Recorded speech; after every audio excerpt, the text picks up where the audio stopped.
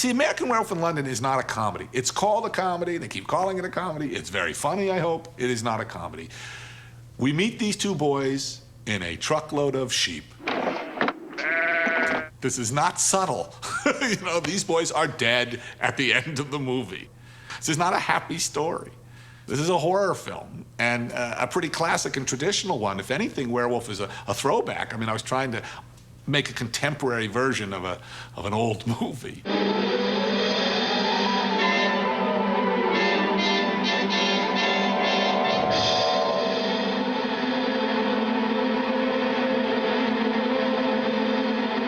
I wrote American Werewolf in London in 1969 when I was in Yugoslavia on the former Yugoslavia, on Kelly's Heroes. And I don't know, there was a kind of deliriousness to us guys in Yugoslavia.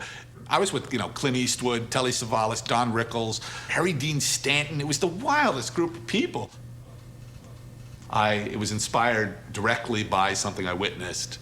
I was being driven from Umag to Novi Sad. They had this one-lane street, you know, highway that went 400 miles. This guy named Sasha, who was a Yugoslav, who I'm sure is in the War Trials Tribunal now, but he was a driver, very nasty guy, but he spoke perfect English. And he and I were being driven down this road, and we stop. What's going on? We get out, and there were gypsies, and again, you know, I grew up in LA. I mean, for me, it's all the back lot. We get out, there are gypsies, and it's like, they're dress extras. They have babushkas. They look like Maria Usmanskaya. They got the jewelry. They're completely dressed. It's like, hey, wardrobe did a great job with these gypsies, you know. So you felt like you were on another planet. You really were removed. It was a crossroads, and they were burying this man. It was a dead guy, wrapped with a canvas, and the canvas was wrapped with garlands of garlic and rosaries. For 1,000 years, we gypsies have buried our dead like that. And they're burying this guy feet first, and deep, you know, and it's a burial, and it's some kind of ritual thing. I couldn't break the custom, even if I wanted to. He's being buried this way so he doesn't get up and cause mischief. And so I'm going, well, hello? What you mean get up? Like a zombie? Get up? Like what? And Sasha's going, yeah, you know, he thought it was hysterical. There were about 40 people doing this thing. So we stood there for like 45 minutes watching this thing, and Sasha, meanwhile, has just pissed himself. He's laughing so hard. He thought it was the funniest thing. And I kept thinking, what if he did get up?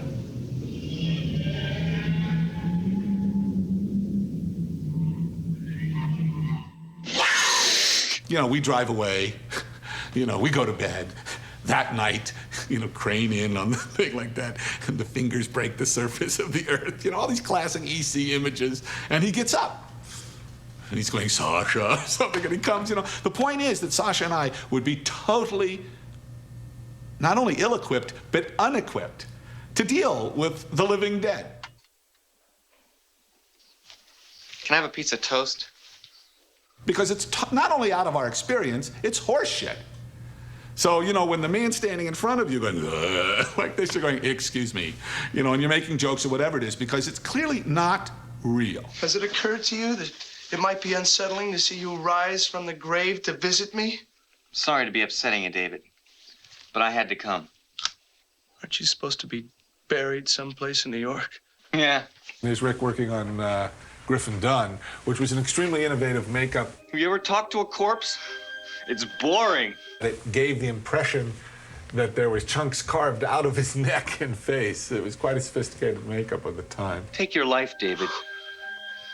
Kill yourself before you kill others. So I wrote it in '69. It actually got me a lot of jobs, that script, because it was very, very funny. Excuse me.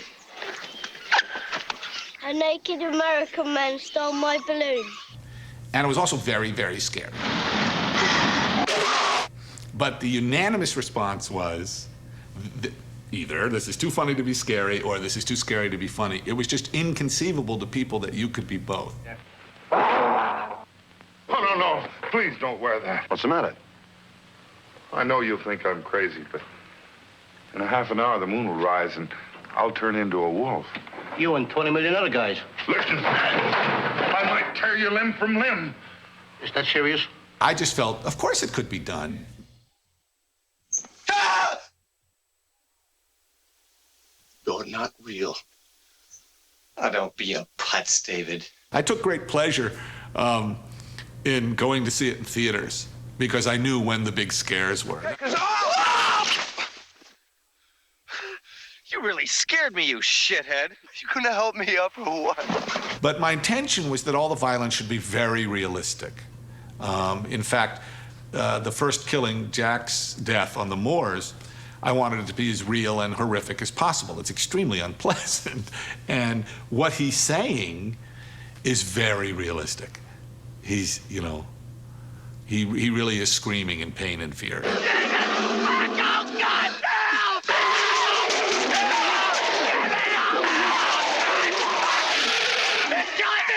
Jack. What I was trying to accomplish with American Werewolf was to make it as realistic as possible, to make it like this fantastic and essentially ridiculous thing is really happening to him, that he will go through a metamorphosis and become something other, become a beast, a wolf.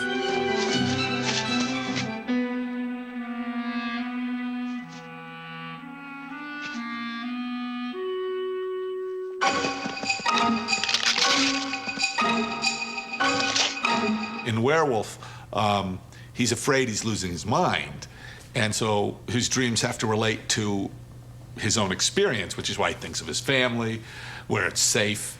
And because he's a Jewish American kid who grew up, you know, he was my age at that time, you know, so he grew up with images of the Nazis. All right already.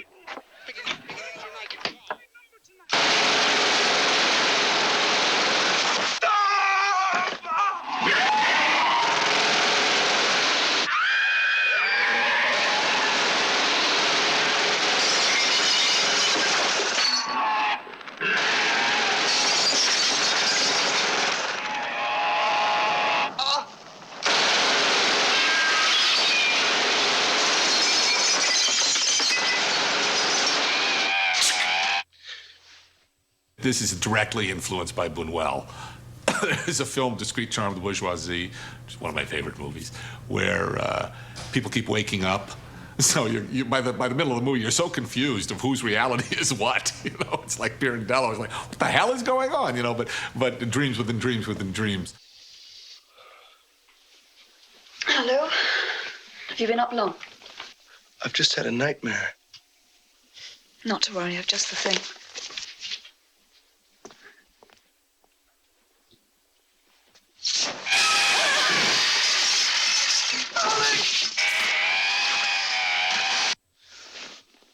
Holy shit. I had, when I wrote it, the idea that I would show the transformation with no cutaways, all on camera. I didn't know how I'd do it, but I intended it in bright, harsh light, you know, and I even had the music picked out then. I wanted Blue Moon.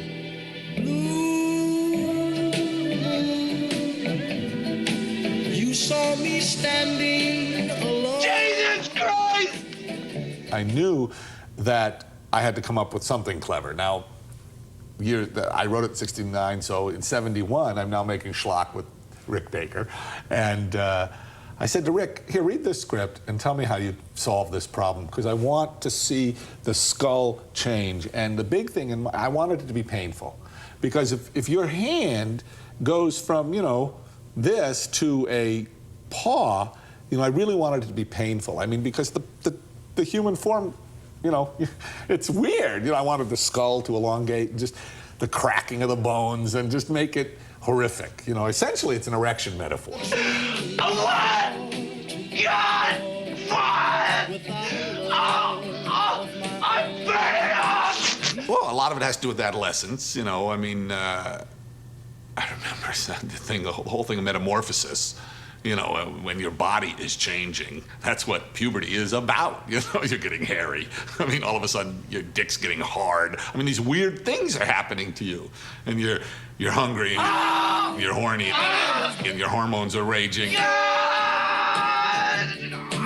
me sing a prayer for someone I really... What I was proposing for Rick is the worst possible thing you can do a makeup artist, which is no cutaways, and harsh, bright, fluorescent light. I mean, there's no way for him to trick you. You know, it has to happen on camera. Then suddenly there appeared before me the only one when I heard somebody whisper, please adore me. And when I looked, the moon had turned to gold. Help me! I want to see the ribs in his back, his spine arched.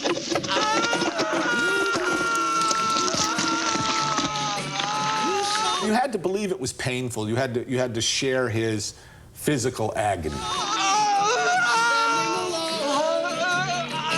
There are moments when I bet you think it's a puppet when it's actually the actor, and moments when it's the actor and you probably think it's a puppet. I probably showed it too much. I was very enamored with it. In the ultimate wolf, I think you see it too much in the movie now, but at the time I thought it was so cool. You know, the most successful shot of the werewolf in the film is in the tube station when it's pursuing this guy. Good Lord.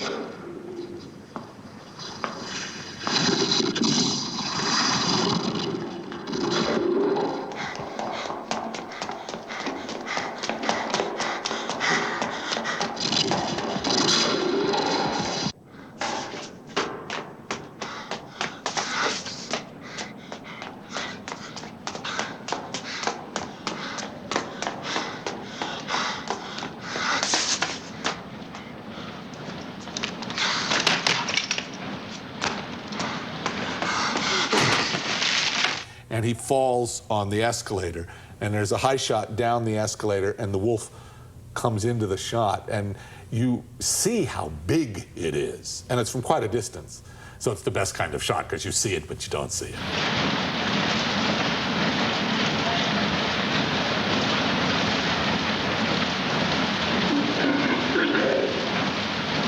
My favorite shot in the movie of this, which I was taken aback when I saw it on the transfer, was the Bobby goes into the cinema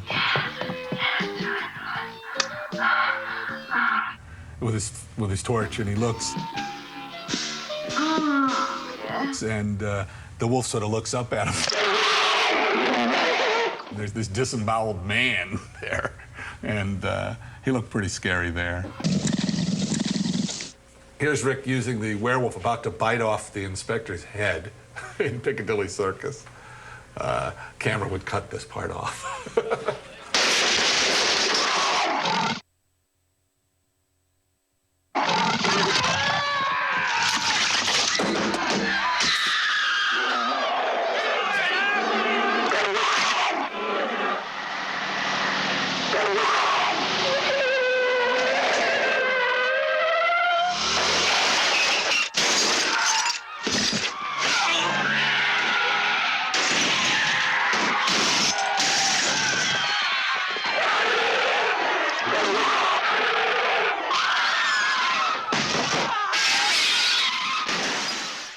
We were making American Werewolf in London, obviously, and we just wrapped when the Brixton riots happened.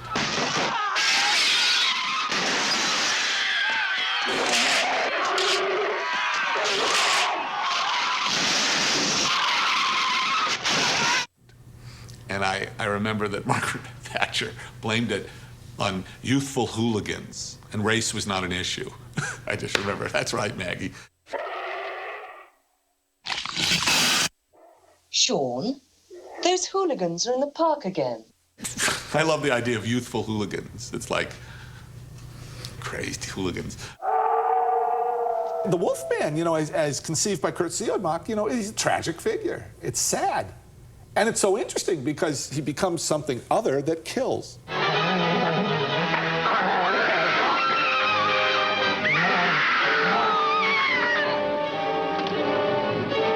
Did you ever see The Wolfman? Is that the one with Oliver Reed? No, the old one. I don't think so. Bela Lugosi bites Lon Chaney Jr. and he turns into a werewolf. Why are you telling me this? No, listen. Claude Rains is Lon Chaney's father, and he ends up killing him. So? Well, I think that A werewolf can only be killed by someone who loves him.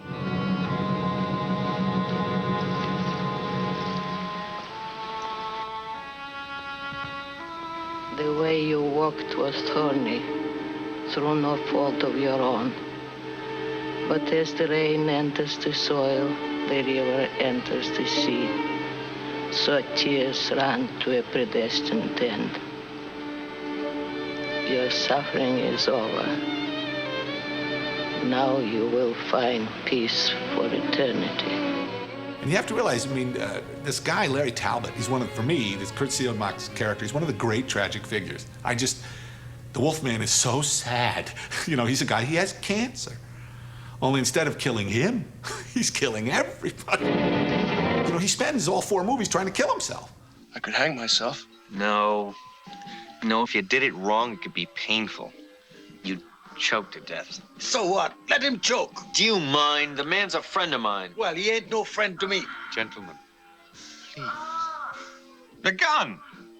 I know where you can get a gun. Don't I need a silver bullet or something? Oh, be serious, would you? Madness. No, a gun would be good. Yes, you just put the gun to your forehead and pull the trigger. But if you put it in your mouth, you'd be sure not to miss. Ultimately, the poor werewolf, he's such a schmuck, you know. I mean, there's a wonderful joke, okay? This, to me, defines the werewolf. There's a husband and wife are having an argument in Los Angeles. And finally, she says, I'm not arguing with any of you. Forget it. The argument's over. He says, what do you mean? She goes, it's useless, it's pathetic, it's a waste of time. He goes, oh, yeah? She goes, yeah. And you know why? He says, why? She says, because you're a schmuck. He goes, I'm a schmuck. She says, no, you're not a schmuck. You are the schmuck. If the city of Los Angeles needed an official schmuck, you know, to represent the city in a statewide, if California needed the California state, wait a minute, if the United States needed an American schmuck, if there was a U.S. schmuck to represent it at the International Schmuck Olympics, if the world needed a schmuck, if there was a competition for schmuck of the world, you would get second place. He says, well, why would I get second place? She says, because you're a schmuck. And that's what I feel about the Wolfman. The guy cannot win. Aren't you gonna say I told you so? If I were still alive, I probably would. But I did tell you so, you schmuck.